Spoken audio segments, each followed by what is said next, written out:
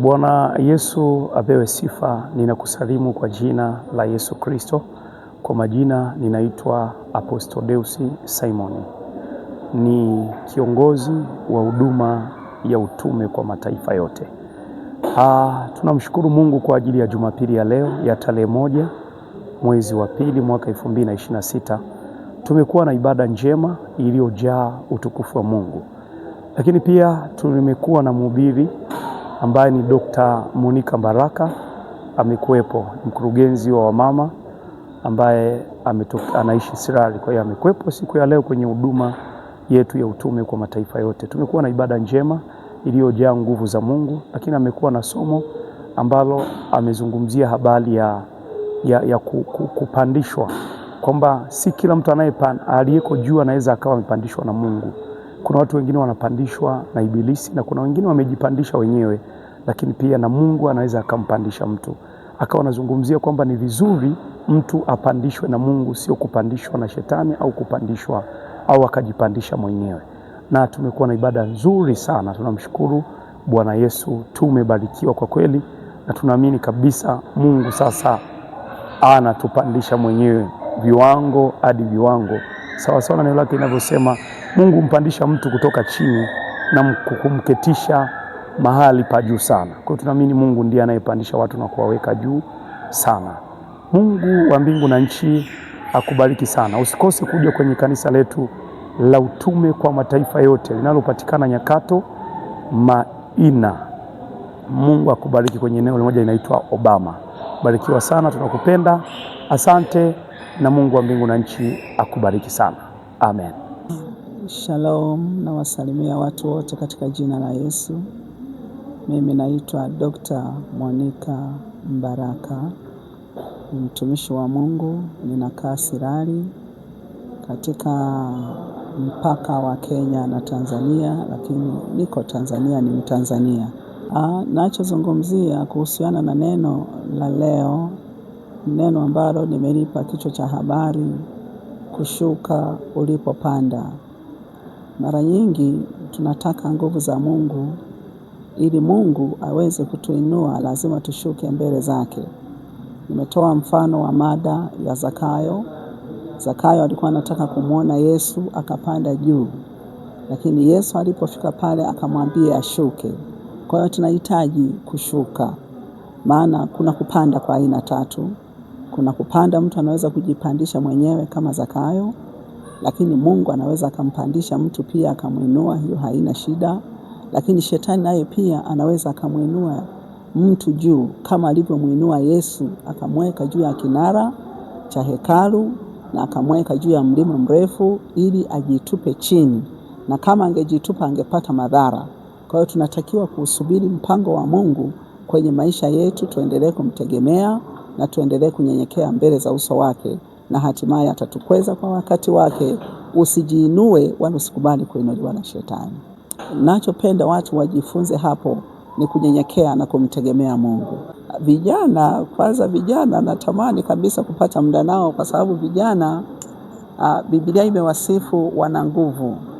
Lakini pia kwa ujumbe huu, wakati Yesu anazungumza hayo alikuwa kwenye maisha ya ujana. Vijana wajiepushe na magrupu mabaya, wajiepushe na madawa ya kulevya, wajiepushe na mambo ya ngono zembe kabla ya wakati wake, wajiepushe utoaji wa mimba, wajiepushe mambo ya usagaji, wajiepushe mambo ya kujichua na mambo kadha wa kadha ambayo inahusiana na vijana. Wavumilie. Ninajua katika kipindi cha ujana kuna kipindi cha mhemko, kuna kipindi ambacho ni cha mabadiliko ya mwili, lakini wavumilie. Wasiamshe mapenzi kabla ya wakati wake.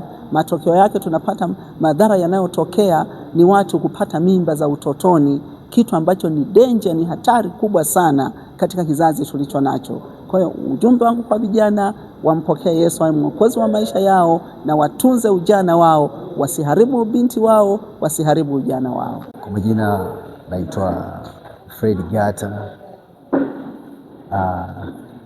Napatikana kanisa la utume kwa mataifa yote lililopo Maina, Obama. Ni kweli katika ibada ya leo tunamshukuru Mungu sana kwa sababu tumemwona pakubwa. tumemwona pakubwa kupitia somo ambalo ametufundisha mama yetu Dr. Baraka. Fundisha somo nzuri sana na kwa kweli tumebarikiwa sana. Namshukuru Mungu, na kama ungekuwepo leo au kwa yeye ambaye amekuwepo leo, amepata faida kubwa sana, kwa sababu somo ambalo limetutoa katika giza na limetuweka katika nuru, kama ambavyo ametufundisha kwamba shuka mahali ulipo, akiwa anamaanisha kwamba Yesu ndiye anaweza kukupandisha, na Yesu ndiye anaweza kukukuza, na yeye ndiye kila kitu.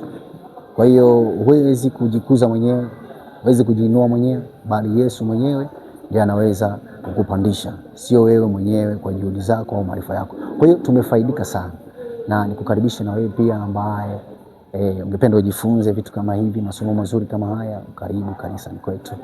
Tunapatikana Maina Nyakato, eneo la Obama. Asante sana. Bwana Yesu asifiwe. Kwa jina naitwa Pina Kiwia, nasali katika kanisa la Mitume kwa mataifa yote. Leo ni Jumapili nzuri sana na Jumapili tulivu. Tumesikia neno la Mungu linatufundisha kutoka sehemu moja kwenda sehemu nyingine, kujifundisha kushuka katika maisha ya ulimwengu, maisha ya sasa hivi ya wanadamu. Wanadamu wengi hujikweza kwa kujiona kwamba watoka sehemu moja kwenda sehemu nyingine, lakini neno la Mungu linasema tuweze kutoka sehemu hiyo kwa kumtegemea yeye Mungu aliye hai. Tutegemeze familia zetu, watoto wetu, ili waweze kuwa katika Mungu wa kweli katika dunia sasa. Dunia sasa, vijana wengi, wazazi wengi pia wanahitaji kufundisha watoto wao maadili mazuri kwa kuwakabidhi katika kanisa na kwa kufundisha neno. Jumapili ya leo imetufundisha pia tuweze kuwaweka watoto wetu sehemu ya juu kwa kupitia Mungu aliye hai. Kanisa letu la Utume kwa Taifa yote linatufundisha uaminifu katika dini na katika familia zetu pia.